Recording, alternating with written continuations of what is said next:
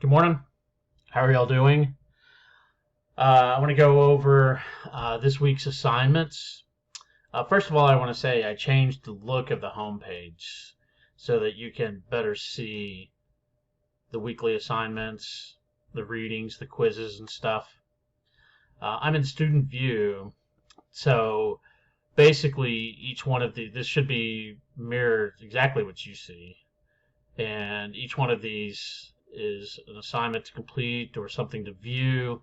And as you complete it, a little check will appear here, right? For discussion threads, I'm going to pop this one open for our weekly assignments and our textbook Becoming Rhetorical. For each discussion thread, you're required to post an original post, your thoughts, your answers to these questions, your insights into the readings. And you have to post that original post before you'll see everyone else's posts. And then you're also required to post at least two replies to two of your peers, right? So if each discussion thread is worth 100%, you get 50% for posting your original post and 25% for each reply that you post. So this week, we're looking at Becoming Rhetorical, Chapters 1 and Chapter 2. You can access them both here. You can access them in the Files tab, and that's how I'm going to access them. And I apologize if my camera bogs down. I'm working with kind of an old computer. My computer in my office is much faster. So if there are performance issues, like this is taking a long time to load now, it's more because of the performance of my computer on my end. So Becoming Rhetorical, here are all the chapters that we're studying this semester. I'm going to pop open Chapter 1. You can download it if you want. You don't have to. And I want to discuss the topic of Chapter 1 and Chapter 2 because they're very closely related. I'm not going to read the whole thing through to you. I'm going to discuss the highlights. I am going to cycle through or scroll through some of the most important information. But Chapter 1 is about the basic rhetorical situation. And if you've ever heard the term ethos, pathos, and logos, that is exactly what we're talking about. And you can see here with this rhetorical triangle, ethos, pathos, and logos, or communicator, message, and audience. And really, when we're talking about the rhetorical situation, we're talking about balancing those three things. And this directly applies to your long research essay or anything that you write, actually. You need to find a balance between ethos, which is the communicator, building credibility for yourself as a communicator, using good sources and writing good sentences. The message itself, the logos, the logic of your message. And again, this has to do with the sources. What sources are you looking at? Are they good, credible sources? And then the pathos, the audience. You need to appeal to the audience's emotions, but that also needs to be balanced with the logic that you're using or the sources that you're using and your ethos as a communicator, right? So all three of these things work together. What we'll find in many political speeches is that many politicians refer to or rely on pathos quite a bit, and especially if you're talking about Donald Trump, whatever your political views are, I just want to talk specifically about his campaign rallies, and if you've ever seen him speak on TV, he relies on emotion, on a core emotional appeal to his base.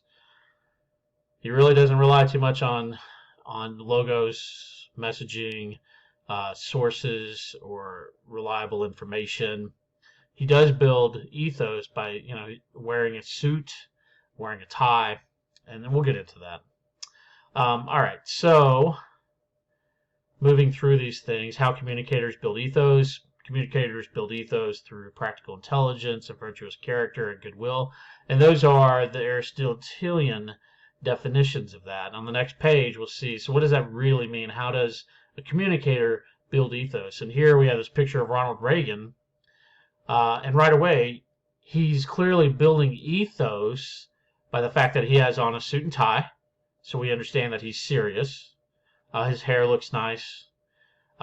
He's actually in the Oval Office. This is his president, his desk. We have the American flag, the gold drapes behind him that are parted, and you can see here this image builds ethos because he is exactly centered in that with the open drapes, right? We can see the family photos in the background, all of this, the papers in his hand, all of this helps build ethos, right? Okay, so ethos from sources external to the message, and that's what all this is.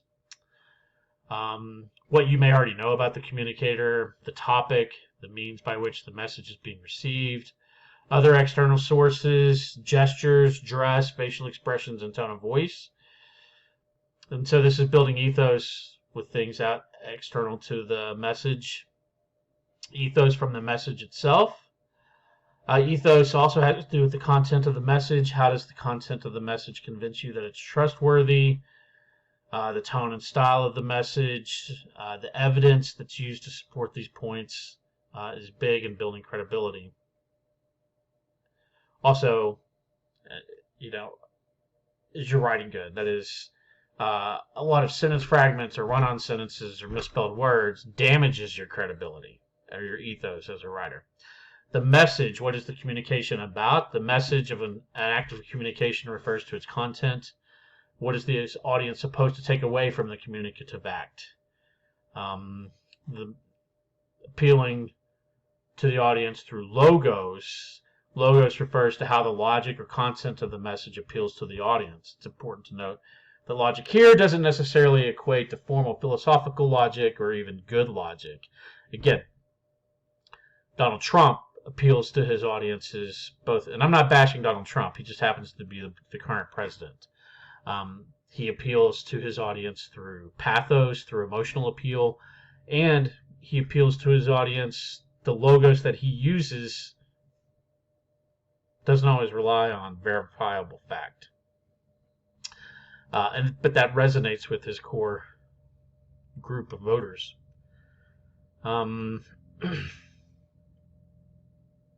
I apologize if this is taking a minute to load. The audience, who's the communication for? We have the addressed audiences who actually read or receive a text and interact with it, who watch a political ad on TV or watch a commercial on TV or read a long essay, versus the invoked audiences, which are the audiences imagined by the author. You should be asking these 5 questions. The good communicators pay attention to the needs of their audiences and shape their communications accordingly. And these 5 questions on pages 19 through 20, you need to be paying attention to these questions. They are important questions. Appealing to an audience's emotions, pathos. Pathos refers to how messages persuade by arousing the emotions of the audience. So arousing the emotions of the audience has varying degrees of subtlety. It can mean using an emotional sledgehammer, loaded terms and arguments that make the audience very angry. Shameless ploys to arouse an audience's sense of pity and guilt. Advertisements for animal shelter. Okay, so, when Donald Trump says that he's been treated very unfairly by the press, when he says that he's the most mistreated president in history, those are ploys to arouse an audience's sense of pity, right?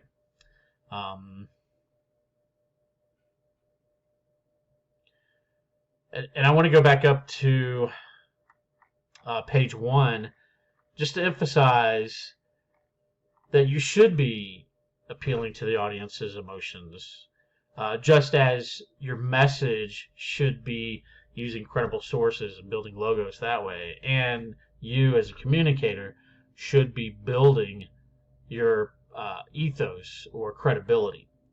But you have to balance these 3 things. And in chapter 2, we'll look at the expanded rhetorical situation. You have to find balance. That is, your message can't rely too much on arousing an audience's emotions, or that's going to damage your credibility as a writer. Let me close this, and we'll look at chapter 2 briefly. as it loads.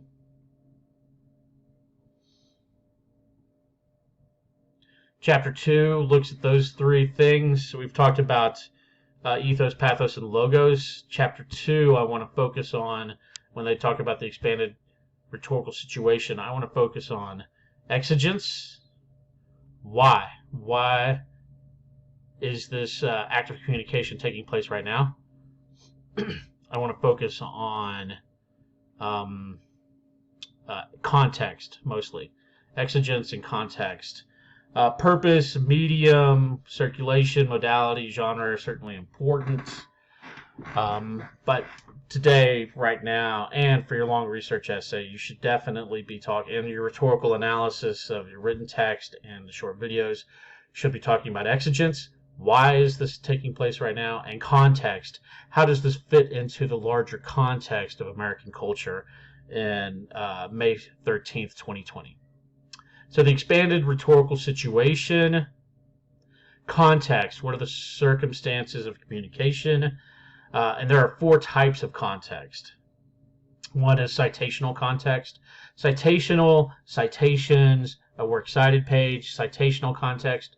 Think about where something was published. It refers to the rhetorical action's location within a medium. So a magazine article might be considered in the context of a particular issue of that magazine, or perhaps in the context of that magazine in general, or all magazines, like an article that you might find in Cosmopolitan, Cosmo magazine, or Sports Illustrated. Those become important. So if Cosmo writes a profile on Dak Prescott, the quarterback for the Dallas Cowboys, and it appears in Cosmo magazine, it's probably going to be a lot different than a profile of Dak Prescott that appears in Sports Illustrated.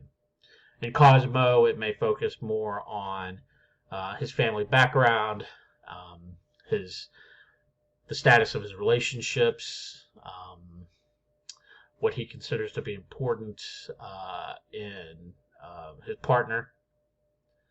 Whereas in Sports Illustrated, it may be more focused on his high school career and accomplishments in football, his college accomplishments, his accomplishments in college football, the types of plays that he likes to run, it's because those are two different audiences, right? So citational context is where something appears. Where is it published? And that goes through for internet sources as well. It goes for news sources. That is, look at news sources. Sit down and watch CNN for an hour and see what kind of stories they cover. Probably largely going to be on the coronavirus and its impact on America right now, right? And then flip over to Fox News and watch the stories there. And what kind of stories are they publishing and talking about? Probably not too many covering coronavirus. Donald Trump does talk about this, and he is right. There is the way that CNN and MSNBC and other liberal media outlets cover Donald Trump is much different than how Fox News covers Donald Trump. He is correct about that. That's also citational context, right? Who's publishing it? A story on coronavirus published by MSNBC is going to be a little bit different than that same story published on CNN. It's going to be much different than that story published on Fox News. All right. Geographical context, the physical location of the rhetorical action. What does the rhetorical action have to do with the physical place? We talk about the coronavirus impact, and if you go to msn.com, the homepage, and look through some of the news stories there, that's how I start my morning every day, is looking at the headlines. My homepage happens to be msn.com because I'm kind of old school that way.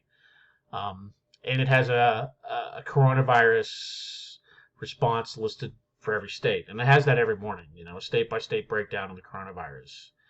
That has everything to do with geographical context.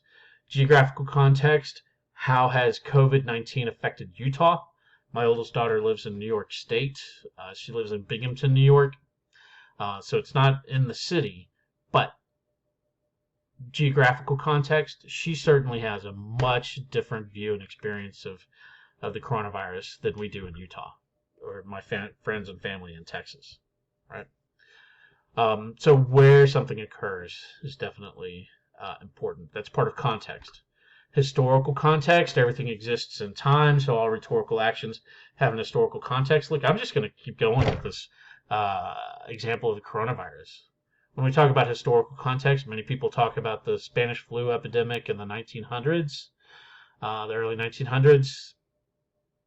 They talk about the flu epidemic in the 1950s.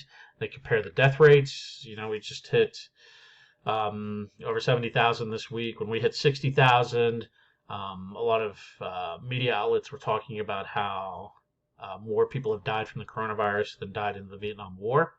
That's historical context, right? You're like, holy cow, the Vietnam War was 20 years long. This coronavirus in the U.S. is, 4 or 5 months. The same number of people have died in 4 or 5 months than died in the entirety of the Vietnam War in 20 years, right? That's historical context. And historical context is not only just political issues or health issues. I'm a huge fan of the Dallas Cowboys. I could talk about the historical context of the Dallas Cowboys. The quarterback Dak Prescott or the running back Ezekiel Elliott. Historical context, Dak Prescott versus Tony Romo versus Troy Aikman. Or Ezekiel Elliott versus any of the running backs in the past, right?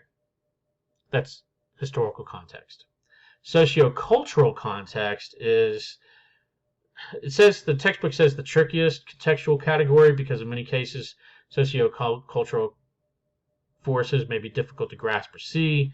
You can think of sociocultural context as all the things that have been said and done about a particular issue, or perhaps the state of public feeling about or energy around a particular issue or topic. So let me go back up here and I kind of keep those. Sociocultural context. And I'm just going to give some examples of topics like the coronavirus. What is the state of public feeling about or energy around a particular issue or topic? The sociocultural context over the past couple of months has been, okay, everyone has been kind of social distancing and self-isolating. Now, many people want to open up the economy in the States and get back to it. And even driving around St. George, there's much more traffic, more people in restaurants and things like that. So there has been a change in that sociocultural context. And again, it doesn't always have to be a political issue. What is the sociocultural context surrounding the Dallas Cowboys? What is the state of public feeling about or energy around a particular issue or topic? The Dallas Cowboys, America's team. I'm a big fan of baseball, MLB. It's killing me that we don't have any games right now. I grew up in Houston, going to games in the Astrodome. I've seen Nolan Ryan pitch no-hitters a couple times. It's been fantastic.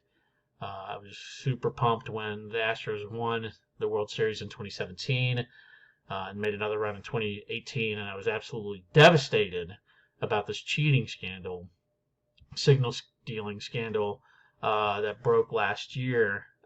Absolutely heartbroken, though they're not the only team to have ever done that, so I made my peace with that. But do you view the Houston Astros as cheaters, or are they just another team trying to get an edge? The New England Patriots. Do you view the New England Patriots as cheaters? Boston Red Sox? Right? That's sociocultural context. Exigence. This is very important to discuss. Context. So in addition to audience, communicator, and message, context, and exigence are the other two factors that you should definitely be discussing. And context and exigence is information. It's good information to discuss in the introductions of the rhetorical essays that we're writing. What is the general feeling in America about this issue? That's context, right? And then exigence, what invites you to communicate. Context overlaps significantly with exigence or exigency, which can be defined as whatever prompted a rhetorical action. So exigence refers to whatever situation has invited or made possible some sort of response. So why is someone responding to this particular issue right now? A good way to think about this is, let's see, what is this? Summer 2020, right? And I've been teaching a little bit over 20 years. And in my 20 years of teaching, um, teaching argument essays, you could talk about any topic. Students could write about any topic they wanted to except one, and that was abortion. Because it had been solved. No one was really talking about abortion. And then in the spring of 2019, New York State changed its abortion laws. And then suddenly there was a huge firestorm across the country. New York is a liberal state, making abortion more accessible. And then more conservative states like Alabama and Georgia suddenly started making abortion less accessible. So that spring, I was actually teaching, spring of 2019, I was actually teaching an English 2010 class. This suddenly was, and at the beginning of the semester, no one was talking about abortion, and I told my students at the beginning of the term, you can write about anything except this one topic. And then this happened probably like 3 or 4 weeks into the term, and suddenly we're talking about it in class, media's writing about it, they're covering it. It becomes a huge issue. And so, I allowed my students to write about it. And it has been an issue. It's quieted down a little bit, but it's still being discussed in the media, not quite daily anymore, but on a weekly message. Okay, so exigence, what invites you to communicate. I'm trying to think of a good story. If I just go to msn.com, Google News, whatever, and let it load. I don't know why this is struggling so much. If you're looking at, this news story, why is this being written now? Well, because the coronavirus is still very relevant. Flynn case boosts Trump's bid to undo Russian narrative. Why is Michael Flynn suddenly in the news? Well, it's because the Department of Justice and William Barr said that they're not going to prosecute. They're throwing out the case, right? That's exigence. Why is this in the news now? Because William Barr did this, right? GOP senators give Democrats a $3 trillion relief bill a cold shoulder. Why is this being written about? Well, partly because of the coronavirus, because we've been shut down. Partly, which means people have been unemployed, right? That's context and exigence. We had the first stimulus check relief package, right? That wasn't enough. So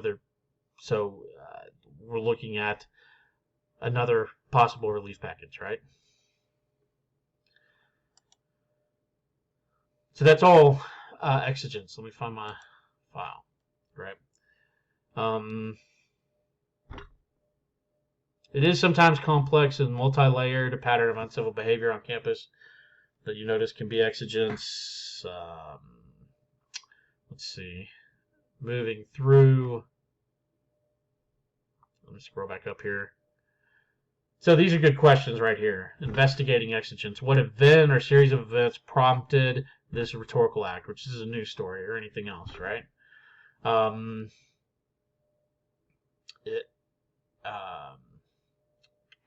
Is the exigence relatively simple or relatively complex?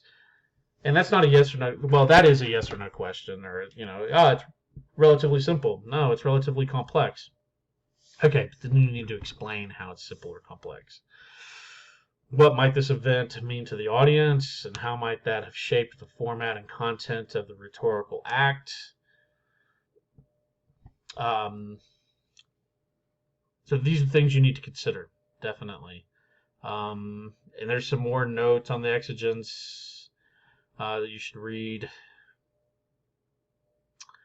So this video is getting kind of long, and this week I definitely want to focus more on that. So you need to read these answers, read these 2 chapters, and then answer the following questions below. And this has to do with social media. Answer those questions. You need to write an original post and then reply to at least 2 other people. Okay? 25 minutes. Man.